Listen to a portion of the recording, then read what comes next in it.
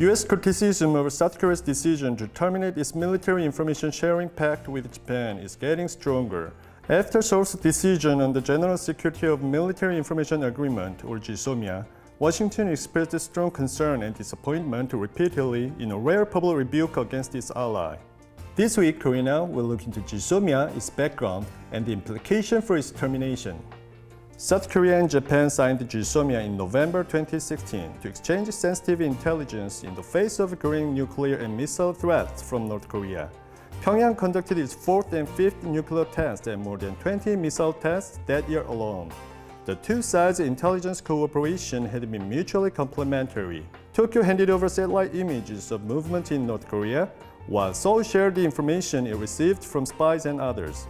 The two governments shared intelligence over 30 times since the pact went into effect in 2016. Even this year, they shared military intelligence 8 times.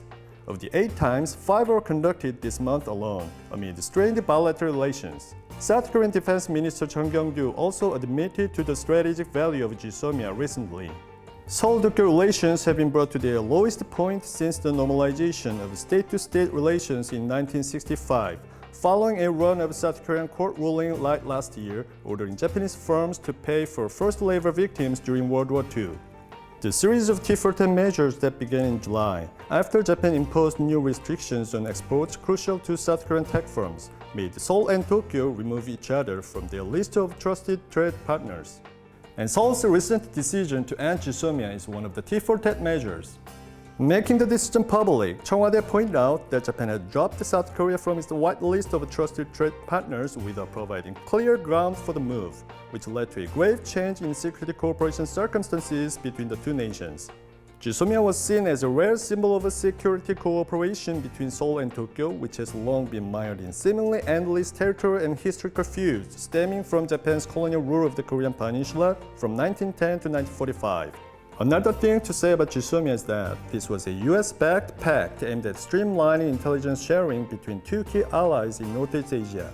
The US has been striving to solidify its regional alliance cooperation network in the face of an assertive China and North Korea that inflicted nuclear threats.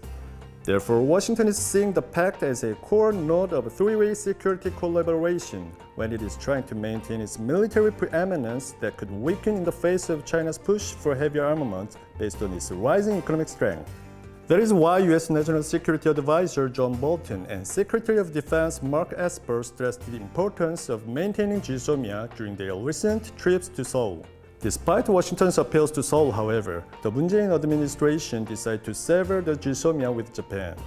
With the deal's termination set to take effect in November, the two allies will have to go through Washington to coordinate any response to the North.